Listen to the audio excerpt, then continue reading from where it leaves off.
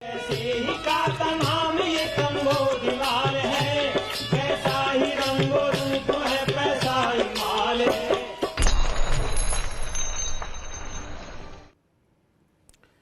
नमस्कार, मैं हूं शुभम शंकरधर। आप देख रहे हैं मनी 9 और समय हो गया है आपके फेवरेट शो मनी सेंट्रल का। आज का मनी सेंट्रल आप कह सकते हैं LIC सेंट्रल। LIC सेंट्रल इसलिए क्योंकि आज LIC की लिस्टिंग हुई। लिस्टिंग फीकी रही। क्या हुआ, लिस्टिंग क्यों फीकी रही, इस पर हम चर्चा करेंगे और कौन सी बड़ी खबरें होंगी उसके लिए समझते हैं अंशुमान सर से। सर, आपका स्वागत है आज के शो में। LIC का तो दिन था ही था सर, लिस्टिंग बहुत फीकी रही, बहुत सारे लोग उदास हो गए, मायूस हो गए। और कौन सी बड़ी खबर है आज की? शुभम, मनी सेंट्रल में आपका भी स्वागत है और आप सारे दर्शकों का स्वागत है। भारतीय शेयर बाजार के लिए, भारत के निवेशकों के लिए, भारत के बचतकर्ताओं के लिए, भारत के बीमा धारकों के लिए आज का दिन सबसे कीमती और सबसे महत्वपूर्ण दिन था। भारत की सबसे बड़ी बीमा कंपनी जो शेयर बाजार को संभालने में सरकार की मदद करती थी, उसका पहला विराट IPO आया और उसकी बाजार में क्या स्थिति बनी, हम इसे गहराई से समझने की कोशिश करेंगे और आपको बताएंगे कि आखिर LIC के साथ ये हुआ क्या और आगे क्या हो सकता है। लेकिन इसके साथ आज हमारे पास थोक महंगाई के आंकड़े भी आए और थोक महंगाई के आंकड़े 9 साल या 17 साल अलग अलग तरीके के आकलन है। रिकॉर्ड पर 15% थोक महंगाई रिकॉर्ड पर है। हम उसके भीतर जाकर आपको महंगाई के वो कमरे, वो हिस्से दिखाएंगे जहां से ये महंगाई कल आपकी जेब तक आएगी और खुदरा महंगाई में बदलकर आपको प्रभावित करेगी। और इसके अलावा कुछ और भी बड़ी खबरें हैं जिनके लिए हम चलते हैं शुभम के पास और उसके लिए हम देख लेते हैं ऑन द शो, क्योंकि वहां पता चलेगा कि शो आगे कैसे कैसे बढ़ेगा और कौन कौन सी खबरों पर हम चर्चा करेंगे। शुरुआत होगी डॉलर से। रुपए से डॉलर के मुकाबले कब तक दुबला होगा रुपया? क्यों औंधे मुंह गिर पड़ी LIC? क्यों लड़खड़ा रही सरकार के विनिवेश की गाड़ी? इसके बाद बात करेंगे क्या फिर बढ़ने वाले हैं पेट्रोल डीजल के भाव? रिकॉर्ड ऊंचाई पर पहुंची थोक महंगाई हमें क्या बता रही? और डूबने से कैसे उबर सकता है श्रीलंका? चर्चा की शुरुआत रुपए से। रुपए की गिरावट थमने का नाम नहीं ले रही। मंगलवार को रुपया रिकॉर्ड निचले स्तर तक लुढ़क गया। $1 की कीमत 78 रुपए 2 पैसे के पास आ गई। इससे पहले कभी $1 78 रुपए तक नहीं पहुंचा, यानी कि ये अब तक का सबसे निचला स्तर है। ये गिरावट क्यों आई? इस गिरावट की वजह कच्चे तेल की कीमतों में आई तेजी, शेयर बाजार में विदेशी निवेशकों की लगातार बिकवाली और अमेरिकी डॉलर की मजबूती की वजह से आई है। इसके अलावा डॉलर इंडेक्स भी रिकॉर्ड ऊंचाई पर है। सर, निचला स्तर छुआ रुपए ने, उसके बाद RBI ने उसको सपोर्ट किया और सपोर्ट करने के बाद रुपया अपने निचले स्तर से कुछ संभला, कुछ उभरा। कब तक RBI इसको ये सपोर्ट कर पाएगी? कब तक आपको लगता है रुपए की गिरावट जारी रहेगी? शुभम, रुपया आज अचानक से 78 तक गया और बहुत तेजी के साथ शापली खुलने के बाद गया और बाजार के बहुत सारे डीलर्स जो इसको करीब से देख रहे थे, जिनसे हमारी बात हो रही थी, रिजर्व बैंक के लिए भी चौंकाने वाली बात थी, क्योंकि रिजर्व बैंक ने पिछले सप्ताह काफ़ी सफलता के साथ रुपए को 70-50, 70-60 के आसपास रोक रखा था। आज सडनली 2-3 बड़ी घटनाएं हुई जिनके कारण रुपया गिरा और ऐसा माना जाता है कि रिजर्व बैंक ने बाद में इंटरवीन किया। नॉन डिलीवरेबल फॉरवर्ड में रुपए की कीमत आज 78 के आसपास एक महीने की दिख रही है, जिससे आप ये मान सकते हैं कि रुपए में गिरावट का दबाव आने वाले समय में बना रहेगा। पर जैसा शुभम ने बताया कि कच्चे तेल की कीमतों ने अचानक बेचैनी पैदा की। आज बॉन्ड यील्ड्स भी थोड़ा ऊपर चढ़ती हुई दिखाई पड़ी, क्योंकि भारत में थोक महंगाई का आंकड़ा आया था और इधर शेयर बाजार की तरफ फोकस LIC की लिस्टिंग को लेकर था। हालांकि शेयर बाजार की परफॉर्मेंस आज अच्छी रही, बाजार बेहतरी के साथ बंद हुआ, पिछले 3 दिनों में सबसे अच्छा स्तर था, लेकिन रुपए के ऊपर दबाव बना हुआ है। और यहां से फिर वही बात जो बार बार शुरू हो रही है कि रिजर्व बैंक कब तक इसमें दखल देता रहेगा, क्योंकि भारत का विदेशी मुद्रा भंडार अब $600 बिलियन से नीचे की तरफ खिसक रहा है। रुपए के भविष्य के जो आकलन मिल रहे हैं वो दबाव वाले मिल रहे हैं और आज 78 तक टूटकर रुपए ने उस दबाव को साबित कर दिया है। भारत की विदेशी मुद्रा सुरक्षा को लेकर उतना बड़ा सवाल नहीं है इस समय, क्योंकि भारत के पास विदेशी मुद्रा है। लेकिन शुभम, जो डॉलर इंडेक्स की ताकत है, जो 20 साल में सबसे अधिक ऊंचाई पर वो बढ़ती जा रही है, वो रुपए के लिए की कमजोरी और रुपए पर दबाव की बड़ी वजह बनी रहेगी। दूसरी तरफ कच्चे तेल की कीमतें तो हैं ही जो $100 से ऊपर घूम रही हैं। बिल्कुल, ये चिंताएं भी बरकरार रह सकती हैं और RBI भी इसको बहुत लंबे समय तक सपोर्ट शायद नहीं कर पाएगा। सरकारी इंश्योरेंस कंपनी LIC की बात करते हैं। अब आज मंगलवार को शेयर बाजार में इसकी लिस्टिंग फीकी रही। लिस्ट होते ही LIC औंधे मुंह गिरा। नेशनल स्टॉक एक्सचेंज पर LIC का शेयर 872 रुपए पर लिस्ट हुआ। अगर आपको याद हो तो पॉलिसी धारकों के लिए जो इशू प्राइस था वो 889 रुपए था, रिटेल निवेशकों के लिए 904 रुपए था, QIB के लिए 949 रुपए था। यानी तीनों तरीके के जो निवेशक थे उनको आज लिस्टिंग के बाद नुकसान उठाना पड़ा। जिन निवेशकों ने लिस्टिंग होने के बाद निवेश जारी रखा, तुरंत नहीं निकाला, उनका घाटा और बढ़ गया। उनका घाटा बढ़ा, शेयर घटकर 860 रुपए तक चला गया और 860 रुपए आज का निचला स्तर था, जब ये बंद हुआ है तो 872 रुपए के आसपास हुआ है। आप भी ये सोच रहे होंगे, इतनी बड़ी कंपनी, इतनी चर्चा थी, सरकार ने इतनी तैयारियां की थी, उसके बाद भी इसकी लिस्टिंग फीकी क्यों हुई? कुछ और सवाल भी हैं। एलआईसी की इस पूरी गिरावट को, इस पूरी फीकी लिस्टिंग को समझने के लिए हमने इसको 5 बड़े सवालों में तोड़ा है। वो 5 बड़े सवालों के जरिए हम अंशुमान जी से ये समझेंगे कि आखिर एलआईसी डिस्काउंट पर क्यों लिस्ट हुआ। वो 5 बड़े सवाल कौन से होंगे? एलआईसी डिस्काउंट पर क्यों लिस्ट हुआ, पहला सवाल। एलआईसी की इस लिस्टिंग का पॉलिसी होल्डर और निवेशकों के लिए मतलब क्या है, दूसरा सवाल। क्या सरकार ने इस बात को पहले से भांप लिया था कि एलआईसी की लिस्टिंग बहुत अच्छी नहीं होगी, इसीलिए सरकार की तरफ से कोई बहुत बड़ा इंथू नहीं था? अब आगे के क्या टारगेट हैं ये हम समझेंगे, और कैसे सरकार के विनिवेश की पूरी गाड़ी जो है वो लड़खड़ा गई है, और कई पहिए भी ऐसे हैं जो पिचक रहे हैं, जिनकी हवा निकल रही है, उन पर भी चर्चा होगी। लेकिन सर, सबसे पहले सीधा सवाल, एलआईसी की लिस्टिंग डिस्काउंट पर क्यों हुई?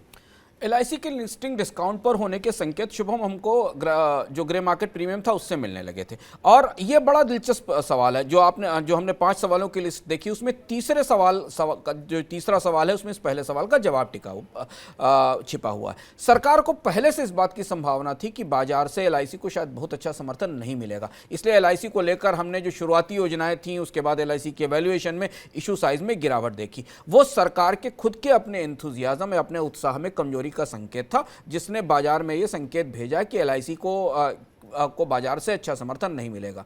दूसरी बड़ी बात यह थी कि विदेशी निवेशक जो आमतौर पर बढ़ चढ़कर भारत की कंपनियों में बोली लगाते हैं, भागीदारी करते हैं, एफपीआईज का बहुत अच्छा रिस्पांस एलआईसी के साथ नहीं था, और वो ट्रेंड सेट करने वाला था कि बाजार में बमुश्किल एलआईसी को बेटर लिस्टिंग मिल सकती।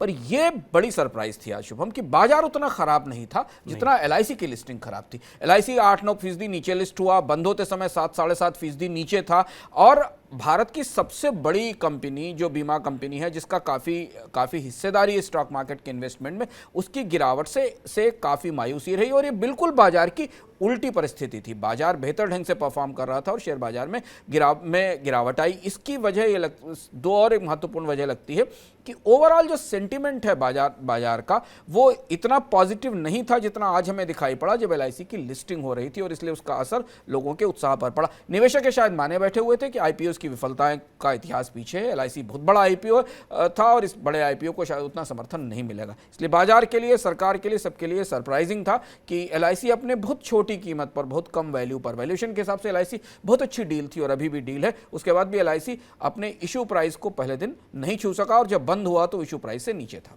बिल्कुल, बंद हुआ 875 रुपए 45 पैसे पर, 7.75% की गिरावट के साथ 73 रुपए की ये गिरावट है। और ये गिरावट उस दिन है जब सेंसेक्स 1344 अंक बढ़कर बंद हुआ है और निफ्टी में 417 अंक की तेजी है। सोचिए, जब बाजार इतना तेज है, सेंसेक्स के 30 शेयर हरे निशान में बंद हो रहे हैं, तब एलआईसी देश की सबसे बड़ी बीमा कंपनी की लिस्टिंग फीकी हो रही। तो आप ये नहीं कह सकते कि बाजार में बहुत नेगेटिव वॉइस था, इस वजह से लिस्टिंग खराब हुई।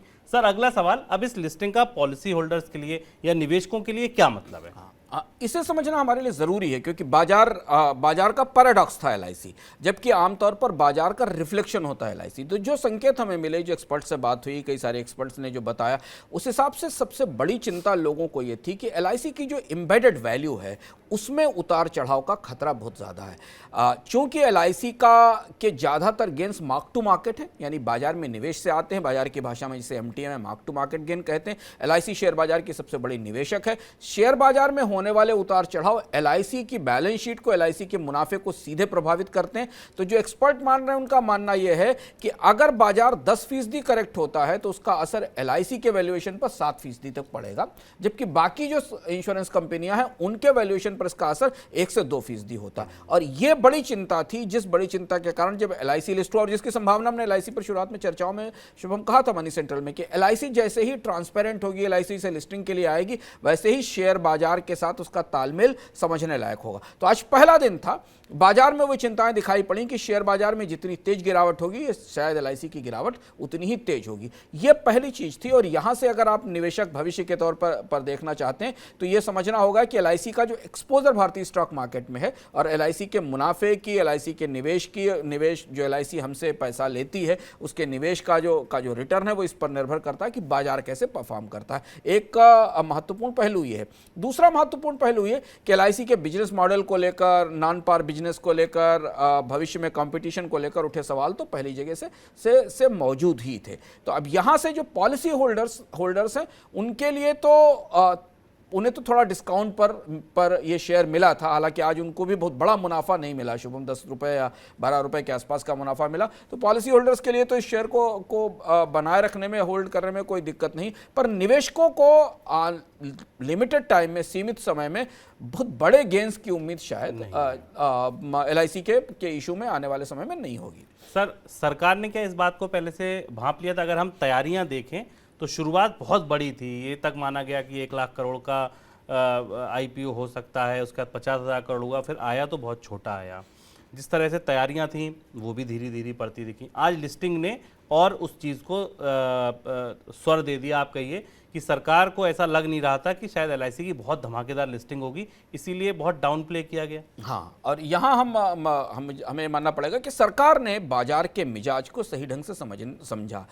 जो चर्चाएं शुरुआत से चल रही थी कि 2,000 रुपये का, 1,500 रुपये का, 1,800 रुपये का इशू प्राइस होगा, बहुत बड़ा इशू होगा, शायद सरकार के पास मार्केट के सेंटिमेंट का बिल्कुल सही फीडबैक था। अब आप कल्पना करिए कि जिस तरीके की कल्पना की चर्चाएं फरवरी या मार्च में थी, अगर उतना बड़ा आईपीओ आया होता और बाजार में ये स्थिति होती तो शायद आज बाजार का सेंटीमेंट, सरकार का सेंटीमेंट, भारतीय वित्तीय बाजार का सेंटीमेंट, फाइनेंशियल मार्केट के सेंटीमेंट पर कितना खराब असर पड़ता। तो सरकार ने इसे कंजर्वेटिव एस्टीमेट के साथ जारी किया।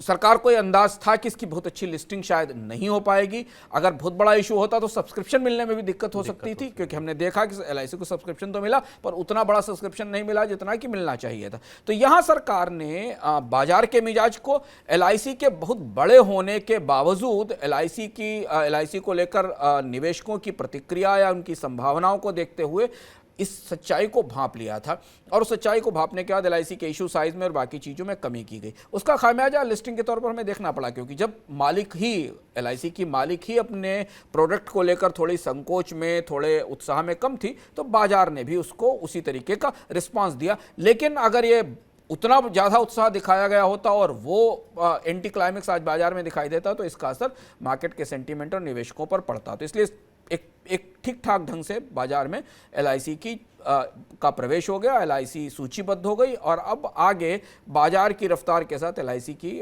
में ग्रोथ दिखाई देगी। बिल्कुल सर, अब आगे के टारगेट क्या मिल रहे हैं? अगर ब्रोकरेज फर्म्स वगैरह को आप देखें, उनकी रिपोर्ट्स को देखें, तो आगे के टारगेट अब मीडियम टर्म में क्या मिलते दिख रहे हैं एलआईसी के? मैक्वायरी की और बाकी लोगों की रिपोर्ट है, जिन लोगों से हम भी बात कर रहे हैं, कि 5% से 6% से ज़्यादा का अपसाइड एलआईसी के स्टॉक में लिमिटेड पीरियड में नहीं दिखता है। आज तो हम 7% डिस्काउंट पर एलआईसी को ट्रेड होते देख रहे हैं।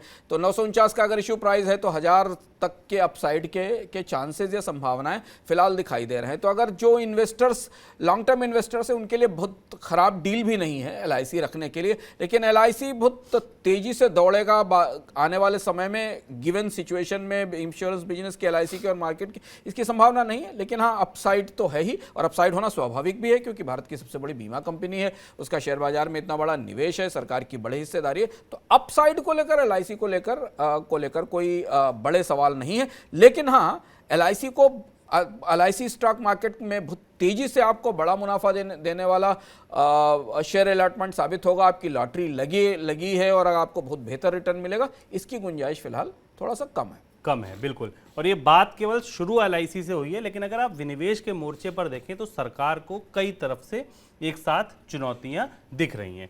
क्यों ऐसा हो रहा है? विनिवेश की गाड़ी सरकार की क्यों लड़खड़ा रही है, ये हम समझें उससे पहले आप मनी 9 की एक स्पेशल रिपोर्ट में आज ये देखिए, विपुल जी ने एक रिसर्च की है। विपुल सिंह ने ये निकाला कि इससे पहले, एलआईसी से पहले जो सरकारी कंपनियां आई उनकी लिस्टिंग कैसे हुई। जब आईपीओ बड़े आए बाजार में तो उनकी लिस्टिंग कैसे हुई और उनका मौजूदा हाल कैसा है। चलते हैं विपुल के पास और देखते हैं इससे पहले के शेयर आखिर कैसा प्रदर्शन कर रहे हैं। देश के सबसे चर्चित, बहुप्रतीक्षित और सबसे बड़े आईपीओ की आज लिस्टिंग हुई। हम बात कर रहे हैं एलआईसी के आईपीओ की आज लिस्टिंग हुई और तमाम निवेशक इस लिस्टिंग से खुश नहीं होंगे, निराश हैं। हालांकि इस तरह की आशंकाएं थीं कि लिस्टिंग अच्छी नहीं होगी, तमाम एक्सपर्ट्स ये कह रहे थे जिस तरह के हालात बन रहे हैं। आपको बता दें कुछ ही मिनटों के अंदर लिस्टिंग के बाद जो है करीब 42,500 करोड़ रुपए निवेशकों ने गंवा दिए हैं। 872 पर शेयर लिस्ट हुआ, 949 रुपये का शेयर प्राइस था। लेकिन इन तमाम चीज़ों के बावजूद LIC अभी भी लिस्टिंग के बाद मार्केट कैप के लिहाज से 5वीं सबसे बड़ी कंपनी बनी हुई है। जी हाँ, Reliance industries, TCS, HDFC bank और इन्फोसिस के बाद अब मार्केट कैप के लिहाज से 5वीं सबसे बड़ी कंपनी LIC हो गई। लेकिन LIC के अलावा भी जो सरकारी कंपनियां लिस्ट हुई हैं उन्होंने किस तरह के रिटर्न दिए हैं, जरा उस पर भी नज़र डालते हैं। औसतन हमने देखा है कि लिस्टिंग के दिन करीब 10% के आसपास का रिटर्न मिला है और IPO के बाद करीब 75% के आसपास के रिटर्न देखे गए हैं। लेकिन LIC की बात करें तो LIC में आज हमने फिलहाल 9.5% के डिस्काउंट पर लिस्टिंग होती हुई दिखी है। अब जरा बात करते हैं कुछ एक और कंपनियों की, दिग्गज कंपनियों की, PSUs कंपनियों की, कि वहाँ पर किस तरीके के रिटर्न देखने को मिले हैं। तो अगर बात करें हम कुछ एक कंपनियों की तो बात देखिए जरा, कोल इंडिया 4 नवंबर 2010 को लिस्ट हुई थी 245 के भाव पर। अभी ये करीब 180-185 के आसपास ट्रेड कर रही है। यहाँ पर अगर रिटर्न देखें तो लिस्टिंग के बाद से हम देख रहे हैं -30% के आसपास का रिटर्न है। SBI कार्ड 16 मार्च 2020 को इसकी लिस्टिंग हुई है, 755 रुपये का इशू प्राइस था। 13% लिस्टिंग गेन यहाँ पर देखने को मिला था और अभी अगर ये देखें तो ये डिस्काउंट पर ही ट्रेड कर रहा है, -4% का रिटर्न यहाँ पर है। IRCTC सबसे शानदार रिटर्न यहाँ पर देखने को मिले हैं। 14 अक्टूबर 2019 में ये लिस्टिंग हुई IRCTC की, 320 रुपये का इशू प्राइस था इसका और 102% का सिर्फ लिस्टिंग के दिन, यानी कि उसी दिन पैसे डबल हो गए लोगों के। और IPO के बाद भी यहाँ पे रिटर्न रुकता हुआ दिखाई नहीं दिया, 920% का रिटर्न देखने को मिला। लेकिन इसके अलावा पिक्चर जो है वो बहुत अच्छी नहीं है। NBCC की बात करें तो यहाँ पर लिस्टिंग गेन तो -5% के आसपास रहा, हालांकि ओवरऑल IPO के बाद रिटर्न जो है वो 366% के आसपास का देखने को मिला है। HAL में भी 2018 में 28 मार्च 2018 को लिस्टिंग हुई थी, 1240 का इशू प्राइस था। यहाँ पर अब तक देखें तो 32% और लिस्टिंग के दिन महज 4% का रिटर्न यहाँ पर देखने को मिला था। बाकी MOIL की बात करें तो यहाँ पर भी 375 का इशू प्राइस था और अभी अगर हम देखें तो ये करीब 160-162 के आसपास ट्रेड कर रहा है यहाँ, यानी कि यहाँ पर भी करीब 16% के आसपास का नेगेटिव रिटर्न देखने को मिला है। तो बहुत अच्छी रिटर्न जो है हमने देखा PSUs कंपनियों में नहीं दिखाई दे रहे हैं। न्यू इंडिया एश्योरेंस, अब चूँकि इस कारोबार के इर्द गिर्द जो कंपनियाँ हैं उन कंपनियों पर नज़र डालें, -74% का रिटर्न, 800 का इशू प्राइस था यहाँ पर हम देख रहे हैं और 105 PS शेयर आ चुका है। तो सोचिए जिन लोगों ने लंबी अवधि के लिए भी लगा करके रखे होंगे पैसे, तो इन 4 सालों के अंदर, 5 सालों के अंदर उनके रिटर्न की क्या स्थिति देखने को मिल रही है।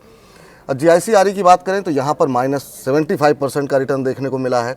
हालांकि SBI लाइफ की बात करें तो यहाँ पर ज़रूर 49% का रिटर्न देखने को मिला, लेकिन यहाँ पर भी लिस्टिंग जिस दिन हुई थी महज 5% का रिटर्न आता हुआ दिखाई दिया था। तो कुल मिलाकर के लब्बो-लुआब ये निकल के आ रहा है कि बहुत अच्छे रिटर्न हमने देखे नहीं हैं। हालांकि कुछ कंपनियां हैं, अभी बहुत सारी कंपनियां PSU लिस्टेड हैं जिनके बारे में हम चर्चा नहीं करेंगे। ये हमने कुछ एक कंपनियां आपके लिए निकाली हैं जहां पर कुछ बहुत अच्छे भी रिटर्न हैं, लेकिन ज़्यादातर कंपनियों के अंदर हमने देखा कि बाजार की इस रैली के आने के बावजूद भी बहुत अच्छे रिटर्न नहीं देखने को मिल रहे हैं। लेकिन LIC के IPO के बाद अब सरकार के विनिवेश लक्ष्य का क्या होगा, आने वाले जो IPOs हैं उनका क्या होगा, आने वाले समय में सरकार अगर किसी कंपनी का IPO लेकर आती है तो क्या लोगों का भरोसा बना रहेगा। इन तमाम सवालों के जवाब जानने के लिए सीधे चलते हैं मनी सेंट्रल में अंशुमान जी के पास और शुभम शंकर के पास, समझते हैं उनसे। बिल्कुल, कोल इंडिया से लेकर IRCTC और IRCTC से लेकर LIC तक ये तमाम रिपोर्ट आपके सामने विपुल जी ने रखी कि कैसे इनको खराब कुछ स्टॉक 100% पर प्रीमियम पर लिस्ट हुए, लेकिन कुछ की लिस्टिंग वाकई LIC जैसी भी रही। सर अब बात विनिवेश की। विनिवेश की गाड़ी अगर आप देखिए तो केवल LIC की तरफ से नहीं अटकी है, वो पवन हंस की तरफ से भी अटकी है, वो भी हवाई जहाज जमीन पर आ गया, वो BPCL की तरफ से भी अटकी है, वो भी बातचीत अब ठंडे बस्ते में चली गई। कैसे सरकार के सामने आपको क्या लगता है कितनी बड़ी चुनौती है विनिवेश का लक्ष्य पूरा करना? विनिवेश का लक्ष्य इस साल तो पिछले साल भी नहीं पूरा हो पाया और इस साल भी संभावना नहीं है। LIC की कमजोर लिस्टिंग और LIC को लेकर सरकार के अपने भरोसे में कमी, जिसे ये माना गया कि सरकार का एक रैशनल डिसीजन था, उस भरोसे में कमी ने पूरे विनिवेश कार्यक्रम को लेकर कई जरूरी संकेत दिए हैं। अगर आज स्टॉक मार्केट में बहुत उत्साह दिखता है LIC के स्टॉक को लेकर, क्योंकि ये वैल्यूएशन के हिसाब से बहुत अट्रैक्टिव डील थी, सारे लोग मान रहे थे। अगर आज LIC का स्टॉक 10%, 15%, 20% ऊपर लिस्ट होता तो इसका असर हमें पूरे PSU पैक पर दिखाई देता। पर जैसा देखते हैं स्टॉक मार्केट में कि सरकारी कंपनियों के स्टॉक सबसे पीटे हुए और नीचे गिरे हुए स्टॉक माने जाते हैं और उन पर अच्छा रिटर्न नहीं है। खतरा यह है कि LIC कहीं उस कतार में जाकर ना खड़ा हो जाए जो हम खासतौर से इंश्योरेंस कंपनियों को देखते हैं, बाकी कंपनियों को देखते हैं। लेकिन यहाँ से कई सारी और खबरें भी निकली हैं जो सरकार के विनिवेश कार्यक्रम को लेकर और सरकारी कंपनियों की चाहे वो लिस्टिंग हो, चाहे उन्हें बेचना हो, चाहे उनकी स्ट्रेटेजिक सेल हो, उसको लेकर बहुत सारे सवाल उठाती हैं। जैसे पवन हंस का आपने जिक्र किया, पवन हंस बेहद अजीबोगरीब तरीके से पूरा का पूरा विनिवेश बैठ गया, और सिर्फ इसलिए हो गया क्योंकि सरकार इस फैसले को लेने से पहले ये जान नहीं पाई कि इसमें एक कंपनी है अल्मास ग्लोबल, जिसके खिलाफ कंपनी लॉ बोर्ड का नेशनल NCLT एक आदेश दे चुका है कि कंपनी डिफॉल्टर है और इसने पिछली बिडिंग में जो बोली लगाई थी उसमें अपना पैसा नहीं दिया। अब ये अजीबोगरीब सा किस्सा है पवन हंस का कि सरकार के एक हाथ को ये नहीं पता था डिसाइड करते समय कि दूसरा हाथ इस कंपनी के खिलाफ किस तरीके का डिसीजन ले चुका है। स्टार 9 मोबिलिटी नाम की एक का कंसोर्टियम था जिसको पवन हंस को बेचा गया, और इसमें जो सबसे बड़ी हिस्सेदारी थी वो 49% की हिस्सेदारी इस कंसोर्टियम में अल्मास ग्लोबल अपॉर्चुनिटी फंड की है, जो केमन आइसलैंड बेस्ड फंड है, और इसने करीब 691 करोड़ रुपए के आसपास की नेटवर्थ है इस कंपनी की। इस कंपनी के खिलाफ एक केस था EMC लिमिटेड का, सरकारी कंपनी थी। NCLT ने 2018 में इसे 65,000 करोड़ रुपए का डिफॉल्ट किया, 6500 करोड़ रुपए का डिफॉल्ट किया था, और इसे कमेटी ऑफ क्रेडिटर्स के जरिए इसे बेचने की कोशिश की गई थी, जिसमें अल्मास कैपिटल ने बोली लगाई थी। और अल्मास कैपिटल के बाद को लेकर जनवरी 2021 में बैंक ने एक रेजोल्यूशन प्लान रखा था जिसमें अल्मास कैपिटल के अगेंस्ट जो ग्लोबल अपॉर्चुनिटी फंड है उससे बैंकों ने कहा था कि उसने उस रेजोल्यूशन प्लान को कंट्रावीन किया या उसका उल्लंघन किया है और उसका पालन नहीं किया। अब आप सोचिए, सरकार के एक हिस्से में उस कंपनी के खिलाफ कार्यवाही चल रही है, मुकदमा चल रहा है, और दूसरी तरफ वो कंपनी बिड लगाकर पवन हंस को खरीदने की दौड़ में आ गया। और ये बड़ा लॉस ऑफ फेस था, बड़ा एम्बेरसमेंट था सरकार के लिए कि पवन हंस की बिक्री आज रुक गई, और इससे सरकार को अपने पीछे हाथ खींचने पड़े। अब इसकी जांच होगी।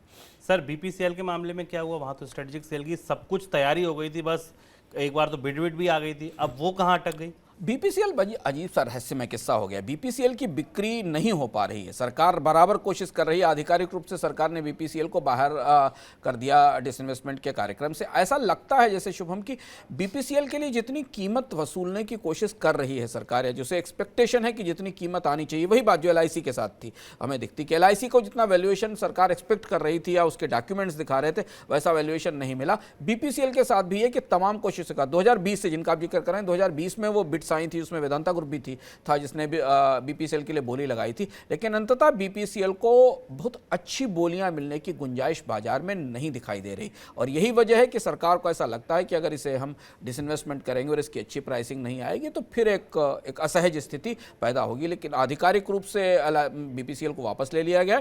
सरकार की योजना थी शुभम कि इसमें करीब 52%, 53% हिस्सेदारी बेच दी जाए। एक तरह से इसका ये प्राइवेटाइजेशन होना था, किसी प्राइवेट सेक्टर के हाथ में जानी थी। 45,000 करोड़ रुपए की रिकवरी इस डिसइन्वेस्टमेंट के जरिए, 45,000 करोड़ रुपए की कैपिटल इस डिसइन्वेस्टमेंट के जरिए ली जाने वाली थी। 2020 में सरकार के पास एक्सप्रेशन ऑफ इंटरेस्ट और इनिशियल बिड्स भी आ चुकी थी। इस प्रोसेस को मार्च 2021 तक पूरा किया जाना था, लेकिन अब भारत की 3 सबसे बड़ी पेट्रोल कंपनियों में से BPCL, जिसके पास रिफाइनरी भी है और पेट्रोल पंप भी है, वो फिलहाल डिसइन्वेस्टमेंट की कतार से बाहर हो गई।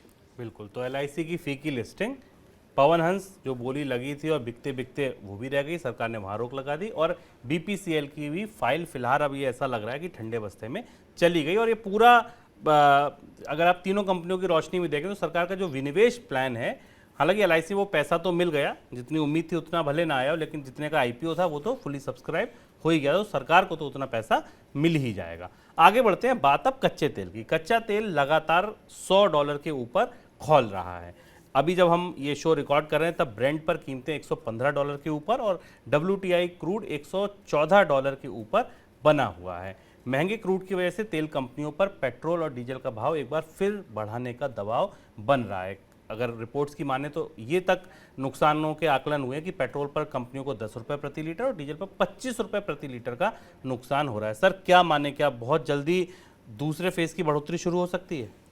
चूंकि इसके अलावा कोई विकल्प नहीं है सरकार के पास पेट्रोल डीजल की कीमतें बढ़ाने के। और अगर आप पैटर्न देखिए तो एलपीजी की प्राइस बढ़ी, उसके बाद सीएनजी की प्राइस बढ़ी, एटीएफ की प्राइस बढ़ी, तो एक और दौर पेट्रोल डीजल के उत्पादों की कीमतों में बढ़ोतरी का शुरू हो चुका है। केवल पेट्रोल डीजल इसमें बचे हुए हैं। 10 और 25 रुपए का घाटा बढ़ा है। या तो सरकार तेल कंपनियों को पैसा देगी, सब्सिडी देगी, या टैक्स में कमी करे। इन्हीं दो परिस्थितियों में कीमतों में बढ़ोतरी रुक सकती है, एक चीज। दूसरी बात यह कि अंतर्राष्ट्रीय तेल बाजार में तेजी वापस लौटी। तेजी तो थी ही 100 से ऊपर, लेकिन हमने नई बढ़ोतरी देखी आज। उसकी बड़ी वजह थी कि अमेरिका में जो स्ट्रेटेजिक पेट्रोलियम रिजर्व्स थे वो काफ़ी तेज़ी से गिरे, और इसके कारण हमने WTI क्रूड की कीमत रिकॉर्ड लेवल पे बढ़ते देखी। ब्रेंट वैसे ही $110 पर बैरल से ऊपर बना हुआ है।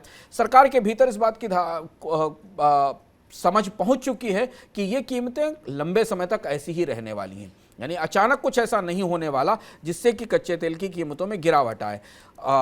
कोविड के असर के कारण जो तात्कालिक तौर पर मांग में कमी हमने चीन की अर्थव्यवस्था में देखी थी, वो भी अब खत्म हो रही, क्योंकि चीन में लॉकडाउन हट रहा है और कारोबार शुरू हो रहा है, यानी वापस डिमांड कच्चे तेल की फिर बढ़ेगी। तो इस बीच में शुभम कोई विकल्प नहीं दिखता कि सरकार अगर टैक्सेस कम ना करे तो पेट्रोल डीजल की कीमतों में बढ़ोतरी रोकी जा सके। एक दौर पेट्रोल डीजल की कीमतों में बढ़ोतरी का वो कितना होगा और किस क्रम में होगा तो अलग बात है, लेकिन उसकी संभावना दिखाई देती है और तेल कंपनियों के अधिकारी भी इस बात की तरफ इशारा कर रहे हैं।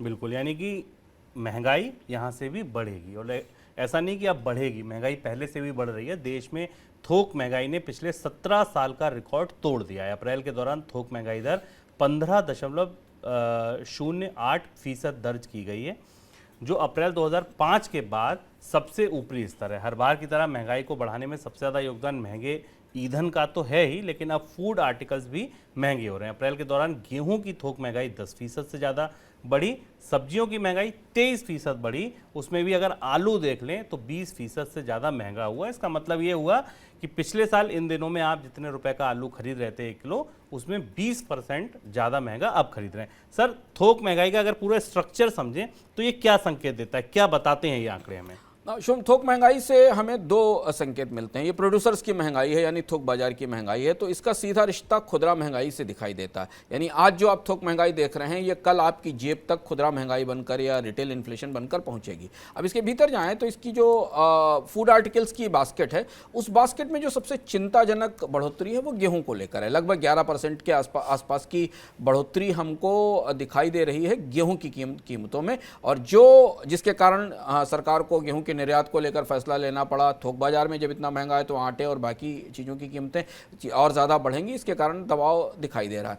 सब्जियों में सीजनल बढ़ोतरी है, आलू की कीमतें और सब्जियों की कीमतें बढ़ी हुई दिख रही हैं, जो बाजार में लोगों को प्रभावित कर रही हैं। पर इसके भीतर जाने पर हमें दो चीज़ें बड़ी, इसमें ऑयल सीड्स भी आप जोड़ सकते हैं, जो कि तिलहन है, जो खाद्य तेल के तौर पर CPI में रिफ्लेक्ट होता है, उसकी महंगाई करीब 16% के आसपास है। पर सबसे ज़्यादा जो थोक महंगाई के भीतर से जो दो तथ्य निकलते हैं वो सबसे महत्वपूर्ण है। मिनरल्स की महंगाई शुभम 21% के आसपास है, खनिजों की, और ये वही महंगाई है जो आपको हर छोटी छोटी चीज़ से जुड़कर हमारे पास आती दिखाई देगी। खनिज हर चीज़ का कच्चा माल है, हर चीज़ जो हमारे पास किसी भी माध्यम से आ रही है पैक होकर, उसमें कहीं ना कहीं किसी न किसी मिनरल का हिस्सा, कमोडिटी का हिस्सा ज़रूर है, और वो कमोडिटी की इन्फ्लेशन हमारे साथ ट्रैवल कर रही है। दूसरी चीज़ ये है कि पेट्रोलियम की महंगाई 70-72% के आसपास पहुंच गई, 69% के आसपास। और यहाँ आप पेट्रोल डीजल की महंगाई को दुनिया के अन्य देश जो महंगाई से बुरी तरह प्रभावित हैं उनके बराबर पहुंचता देख सकते हैं। जो आंकड़े में दिखाई दे रहे हैं उस हिसाब से क्रूड पेट्रोलियम और नेचुरल गैस की महंगाई 69.7% है, जिसमें भी क्रूड पेट्रोलियम करीब 65.69% है। और यहाँ से, जबकि अभी हम कच्चे तेल की कीमतों पर तत्काल चर्चा कर चुके हैं कि वो 100 और $110-115 के आसपास है, और यहाँ से कीमतों में बढ़ोतरी होने के अलावा कोई विकल्प नहीं रहता। नेचुरल गैस के प्राइस बढ़े हुए हैं, CNG के प्राइस बढ़े, जो हमने अभी अपने सामने देखा है। और इस हिसाब से अगर आप देखें तो इससे जो हमें ट्रेंड दिखता है शुभम, ये कि ये बहुत तेजी से खुदरा कीमतों में पर अपना असर डालना शुरू करेगी। यानी वो जो ट्रैजेक्टरी तेज महंगाई की बनी हुई है वो हमें खुदरा कीमतों में जुड़कर अगले महीने के आंकड़े में दिखाई देगी। और ये जिद्दी महंगाई है जो खाद्य उत्पादों के अलग से महंगाई के भीतरी ढांचे से निकल रही है, और इस पे नियंत्रण तत्काल संभव नहीं दिखाई दे रहा है। इसमें बड़ा हिस्सा कमोडिटीज़ का है। बिल्कुल, और ये महंगाई, जैसा अंशुमान जी ने बताया कि थोक महंगाई जब ट्रेवल होकर खुदरा महंगाई में पहुंचेगी तब इसकी आंच हम पर और आप पर ज्यादा लगे। बेसिक मेटल्स 25% की इन्फ्लेशन दिखा रहे हैं, जो बेसिक मेटल्स हैं। तो अगर बेसिक मेटल्स 25% की इन्फ्लेशन दिखा रहे हैं तो आप समझ सकते हैं कि कॉपर, एल्युमिनियम, स्टील, ये सारी चीज़ें और इनके इस्तेमाल से बनने वाली सारी चीज़ों की कीमतों में बढ़ोतरी एक बार फिर दिखाई देगी। अब बात श्रीलंका पर। श्रीलंका में आर्थिक संकट बहुत ज़्यादा गहरा हो गया है। नए प्रधानमंत्री रनिल विक्रमसिंघे ने सोमवार को अपने खाली खजाने की जानकारी दी और कहा कि उनके देश में सिर्फ एक दिन का पेट्रोल बचा है। प्रधानमंत्री ने यह भी बताया कि श्रीलंका की कमाई सिर्फ 1.6 लाख करोड़ रुपए है, जबकि खर्च 4 लाख करोड़ रुपए से ज़्यादा है। बिजली कटौती की मजबूरी बताते हुए प्रधानमंत्री ने कहा कि रोजाना 15 घंटे की कटौती रहेगी और देश में गैस की भी भारी कमी हो गई है। तुरंत ज़रूरत को पूरा करने के लिए लगभग $2 करोड़ रुपए कम से कम उनको चाहिए होंगे। दवा और सर्जिकल उपकरण की सप्लाई करने वाली कंपनियों को 4 महीने से भुगतान नहीं हुआ है, जिसकी वजह से वहाँ दवाओं की भी भारी किल्लत हो गई है। सर, श्रीलंका के पास अब विकल्प बचे क्या हैं, उभरने के रास्ते क्या हैं? शुभ, श्रीलंका में कल रनिल विक्रमसिंघे का जो ट्वीट है और जो लंबा थ्रेड है, उसके पढ़ने के बाद आप एक चीज़ तो समझ सकते हैं कि देश सिंक कर रहा है, ये डूब रहा है लगभग। अगर आप प्रधानमंत्री के पूरे बयान को खोलकर समझने की कोशिश करें तो वो श्रीलंका में भुखमरी की तरफ बढ़ने का इशारा कर रहे हैं, जो आंकड़े उन्होंने दिए हैं। और यहाँ अब पूरी दुनिया की ग्लोबल कम्युनिटी को एक तरह से इमरजेंसी एड लेकर श्रीलंका की तरफ जाना पड़ेगा, नहीं तो श्रीलंका में पेट्रोल खत्म हो गया। कल एक दिन का पेट्रोल था, आज से पेट्रोल खत्म हो गया। लॉकडाउन की स्थिति है, घरों में लोगों को बंद कर दिया गया है ताकि कोई चीज़ उपलब्ध नहीं है। बिजली की कटौती की जानकारी आपने दी। अब एक चीज़ बस केवल महत्वपूर्ण बदलाव श्रीलंका की परिस्थिति में हुआ, जो हमें उम्मीद जगाता है कि श्रीलंका में नई सरकार बन गई है और उस नई सरकार को विपक्ष का समर्थन हासिल है। विपक्ष उनके साथ बैठकर चीज़ों को सुलझाने की कोशिश कर रहा है। मुझे लगता है कि IMF को अब श्रीलंका की मदद करने में कोई देरी नहीं करनी होगी और श्रीलंका की सरकार को पहली वरीयता पर IMF के साथ डिस्कशन शुरू करना पड़ेगा। जिनसे उसने कर्ज ले रखा है उसे रीस्ट्रक्चर करने की बात शुरू करनी पड़ेगी और ये बहुत तेज रफ्तार से होगी। IMF ने हालांकि संकेत दिए हैं कि वो श्रीलंका को मदद करने के लिए तैयार है, श्रीलंका को बेल आउट देने के लिए तैयार है। टेक्निकल लेवल पर चर्चाएं शुरू हो गई हैं, लेकिन अगर IMF ने देर की या अंतर्राष्ट्रीय समुदाय ने श्रीलंका को देर की तो श्रीलंका डूबेगा। सिंकिंग जैसी फीलिंग हमें श्रीलंका के कल जो आधिकारिक बयान आया श्रीलंका की सरकार की तरफ से, उसमें हमें दिखाई दे रही है। और जो सबसे महत्वपूर्ण बात यह है कि श्रीलंका को तत्काल अगले 1 हफ्ते 2 हफ्ते के भीतर फूड हेल्प की भी ज़रूरत पड़ेगी, खाद्यान्न की ज़रूरत भी पड़ेगी, जो बहुत ज़रूरी है। तो श्रीलंका पर हमारी निगाहें करीब से बनी रहेंगी और हम आज से लेकर कल तक 2-3 दिन तक शायद कुछ गतिविधियां अंतर्राष्ट्रीय समुदाय में तेजी से दिखाई दें, जिससे श्रीलंका को कुछ मदद पहुंच सके, क्योंकि मदद बहुत ज़रूरी है। आज के मनी सेंट्रल में फिलहाल इतना ही। सर, बहुत शुक्रिया आपका जुड़ने के लिए, तमाम खबरों पर विश्लेषण के लिए। कल आपसे फिर मुलाकात होगी शाम को 7 बजे। आप बने रहिए मनी 9 के साथ। नमस्कार। का तमाम ये कंबोज लाल है, कैसा ही रंगो